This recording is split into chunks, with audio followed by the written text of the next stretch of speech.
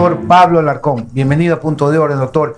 Parece que la Asamblea Constituyente va tomando forma. ¿Cuál es el trámite y camino a seguir para esa asamblea? Buenos días, Juan Javier. Gracias por la invitación, Rodrigo, Esteban y a todos quienes nos miran y nos escuchan. Bueno, el camino está establecido en la Constitución, en la Ley Orgánica de Garantías Jurisdiccionales y también, y esto es muy importante señalarlo, en lo que ha dicho la Corte Constitucional ya por varios años a través de sus decisiones, que parece un tema difícil de asimilar, pero finalmente lo que la Corte establece en su jurisprudencia, dependiendo del tipo de competencia que ejerce, son normas, en algunas ocasiones, normas de tipo jurisprudencial que deben ser observadas a la hora de plantear, por ejemplo, una iniciativa de este tipo. El artículo 444 de la Constitución establece el mecanismo de cambio constitucional, el 443 establece la determinación de la vía, la calificación de la vía por parte de la Corte, y luego tenemos el desarrollo puntualmente de manera más adecuada, por decirlo así, en la jurisprudencia de la Corte, porque la Ley de Garantías Jurisdiccionales sí que tiene algunas confusiones sobre cómo llevar adelante este proceso desde el punto de vista técnico-jurídico, ¿no? Ahora, ¿esa Asamblea Constituyente puede ser de plenos poderes como la correísta del 2008, que se tomó todos los poderes? Juan Javier, eso es algo que debe estar absolutamente claro, y digo conforme a la jurisprudencia de la Corte vigente al día de hoy. No se puede convocar a una asamblea constituyente de plenos poderes, entendiendo, que la Corte lo ha dicho claramente, esto se refiere a que no podría, por ejemplo, la asamblea constituyente concentrar competencias de otros órganos o asumir competencias de otros órganos. Por ejemplo, piensen en una asamblea constituyente que dicte mandatos, que dé amnistías, que legisle, que administre justicia. Eso no podría hacerlo, la Corte ya ha dicho que eso es contrario. Pero yo mencionaba hasta el día de hoy, porque ciertamente lo que se establece en la jurisprudencia de la Corte puede variar en el tiempo, y por eso se establece que pueden modificarse los precedentes incluso de la propia Corte Constitucional. Estas reglas del poder constituyente de plenos poderes, la imposibilidad de hacerlo, fue establecido por una conformación distinta de la Corte Constitucional a la que está ahora, pero 6 de sus actuales integrantes fueron quienes estuvieron a favor de este mecanismo. Pablo, buenos días.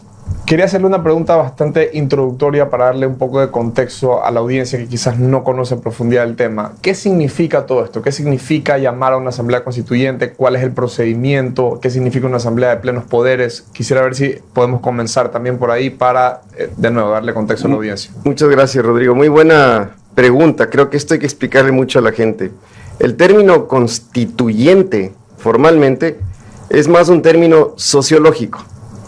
Más sociológico, lo que no quiere decir que en el marco de una democracia constitucional, un Estado de Derecho o Estado constitucional como el nuestro, también es jurídico.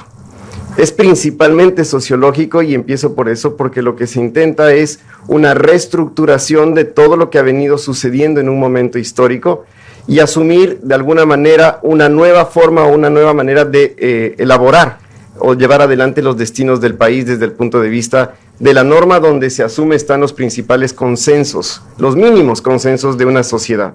Y por esa razón, cuando se habla de poder constituyente, tenemos 2 variables. Poder constituyente originario fundacional, que es el que usualmente se utiliza cuando venimos de una dictadura, por ejemplo, que el Ecuador ya ha vivido escenarios así, vamos 20 refundaciones, eso también es importante recordarle a la gente. Es decir, 20 ocasiones que ya ha pasado algo así de invocar al poder constituyente fundacional. Y luego hay otra variable de poder constituyente que es el derivado, ¿sí? Que está en manos de los órganos constituidos, que también desempeñan de alguna forma poder constituyente, pero derivado, es decir, un encargo, por decirlo de alguna manera. Por eso el artículo 444, y perdón si soy un poco técnico en esto, pero creo que es importante someterlo a debate. El artículo 444 de la Constitución les habla de la Asamblea Constituyente como el mecanismo para cambiar la Constitución. Ahí no se dice sustitución constitucional, se habla de nueva Constitución, y el cambio constitucional para la Corte también ha sido entendido como una enmienda o una reforma parcial. Es decir, si está establecido en la Constitución este poder de Asamblea Constituyente, ¿sí? la posibilidad de convocar una asamblea constituyente, habría que preguntarnos si realmente se está refiriendo el constituyente ahí a una asamblea constituyente que va a hacer uso del poder constituyente originario fundacional, o si más bien se trata de una suerte de asamblea constitucional que encuentra varios límites, empezando en la propia Constitución vigente. ¿Sí? Pablo, buenos días. Muchas gracias por esta entrevista. Siempre un placer conversar contigo. A ver, primero pues yo quiero comentar que el hecho de que estemos hablando del artículo 444 es casi una conversación sin precedentes a nivel mundial, porque casi ninguna constitución es tan larga como esta. Esta es casi un código realmente con demasiada regulación que una asamblea constituyente nueva tiene que reducir. La constitución no tiene más que hacer que enmarcar, dar el marco jurídico en el cual se debe desenvolver las normas de la sociedad. En todo caso, este artículo que prevé ya la forma en cómo se debe cambiar la Constitución, básicamente te plantea 3 pasos, que son 3 consultas realmente y 3 elecciones. Es decir, el país va a estar sometido a 3 elecciones. La primera, si es que quiere o no usted convocar una asamblea constituyente, y creo que de aquello el presidente no va a poder escapar. ¿Ya? 1. Y 2, la forma en cómo se eligen los miembros de esa asamblea, que ahí sí creo que hay cierta libertad por parte del presidente respecto de cómo componerla. Y luego, la tercera elección va a ser si el pueblo está de acuerdo en aprobar esa nueva constitución que salga de esa constituyente. Eso nos plantea el hecho de que el presidente, la maniobra, la mano, pues, o sea, el margen de maniobra del presidente está en cómo se eligen los miembros. La Corte Constitucional o la Ley de Garantías Jurisdiccionales establece o da parámetros de cómo se deben elegir los miembros, o eso es lo que el cuarto de guerra ahorita el presidente debe estar diciendo. A ver, si vamos a convocar una constituyente, tenemos que llamar a una convocatoria, luego, una vez que digan que sí, tenemos que ver cómo elegimos los miembros, o si en la propia convocatoria de asamblea puede haber un anexo ya de cómo se eligen los miembros. Debe estar ahí, la forma de elegir los miembros. ¿Cómo ves tú esa dinámica de la iniciativa presidencial respecto de cómo se elegirían los miembros, 1 por provincia, 2 por provincia, por población, o si la sociedad civil puede enviar ternas, etcétera? ¿Cómo ves eso? Bien, Esteban. Bueno, primero, yo coincido contigo en lo primero que mencionaste. Una constitución de 444 artículos es la 9ª constitución más larga del planeta, para que tengamos una idea. Sí, eso es importante que sepamos, porque da cuenta de que este proceso, si bien tiene naturaleza política, es natural si se pretende cambiar una constitución, que más allá de que le hayan quitado el nombre de política, toda constitución tiene un componente político, si regula la vida de la sociedad en general. Finalmente, esta constitución, con un número tan alto de artículos, lo que demuestra de alguna forma es esta cultura fetichista normativa que tiene nuestro país, es decir, mientras más normas tengo, más seguro me siento. Y eso es una falsa sensación de seguridad. Por eso pretendemos regularlo todo en la Constitución. Cuando yo pongo todo en la Constitución, asumo que estoy más seguro. Hasta y eso el matrimonio, hermano. ¿Qué hace el matrimonio regulado en la Constitución? Y ahí vienen las sugerencias.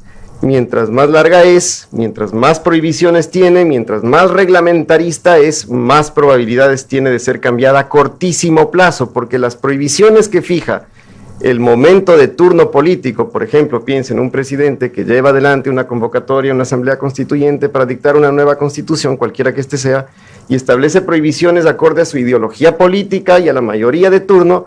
Luego lo que va a pasar mañana, cuando eso suele pasar mucho en el Ecuador, viene otro mandatario, tendrá otra concepción ideológica, y lo que va a hacer es, esas prohibiciones me incomodan, piensen en las bases militares, piensen en la imposibilidad de suscribir tratados internacionales en materia de inversiones. Vendrá el siguiente y dirá, eso hay que quitarlo, y por lo tanto me incomodan las reglas en exceso de la Constitución, y hay que quitarlas porque me impiden gobernar. Estos aspectos son técnicos. La Constitución muy larga, seguramente será mucho más difícil que el pueblo, que ese es el poder constituyente, no es la asamblea constituyente, es el pueblo, la sienta suya, ¿no? Vamos a preguntarle a la gente si sabe o conoce lo que dicen los 444 artículos de la Constitución. No, es plebiscitaria. Es plebiscitaria dependiendo de la popularidad del presidente. Fíjate, bueno, en Chile se votó no a la Constitución por supuesto, que Boric propuso, ¿no? Y entre otras razones para ese fracaso, estuvo demostrado técnicamente que fue haber asimilado la Constitución como una lista de deseos. Yo quiero abrir en extremo el componente democrático de participación para la elaboración de una nueva Constitución, llamar a todos los sectores, lo cual es saludable, pero si voy al extremo y pienso que para lograr este consenso lo que tengo que hacer es incluir en la Constitución los deseos de todos, entonces pasa esto. El momento en que se intentó aprobar la Constitución chilena en este sentido, fracasó, porque no se podía dar gusto absolutamente Exacto. a todos. ¿sí? Y es lo que usted dice de que deberían de ser acuerdos base, porque si hay 450 artículos, luego, como usted dice, va a haber más posibilidad de que el siguiente gobierno que venga esté en desacuerdo con uno de esos ahí o con la mayoría. Entonces vamos a tener este cambio y no agarramos viada nunca. Correcto, Rodrigo. Yo ato a lo que decía Esteban hace un momento. Hay factores, y esto está demostrado, es que por eso el proceso de modificación de una constitución, si bien es político, no puede dejar de ser técnico. Si a mí lo que me interesa es generar una constitución que perdure en el tiempo, tengo que buscar necesariamente consensos mínimos. Eso es una obligación. Tratar en lo posible al menos de considerar a la mayoría de sectores dentro de la sociedad. Porque ¿qué va a pasar mañana cuando yo apruebo una constitución, y si el pueblo la aprueba, por supuesto, y estos sectores se sintieron excluidos? ¿Qué va a pasar a corto plazo cuando cambian las reglas del juego? Que estos sectores excluidos seguramente van a ser los primeros que van a incentivar la modificación nuevamente de la Constitución para hacerla ahora una Constitución a su medida. Y cuando empezamos a incurrir en esos errores, las constituciones empiezan a responder a los momentos de turno. Por eso es que mucha gente, y no solamente en el Ecuador, sino en Latinoamérica, empieza a asimilar a las constituciones como constituciones a imagen de quien tiene el poder de turno. Cuando lo que hay que buscar de alguna manera, sé que es difícil en una democracia, es que de alguna forma todos puedan sentirse medianamente representados en esa constitución para asumir algo que me parece a mí lo de fondo y lo más importante, asumir una convicción de respeto y acatamiento a la constitución. Porque si yo no trabajo en cultura constitucional, la constitución podrá decir muchas cosas, pero en la práctica no se va ni siquiera a respetar.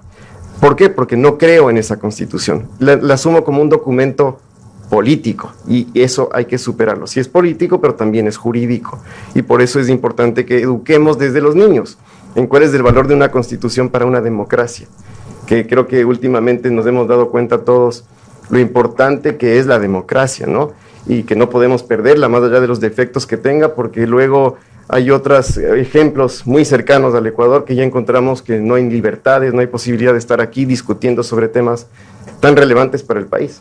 Doctor Alarcón, ¿será que los que hoy se oponen a una nueva constitución en el fondo temen quedarse sin la suya?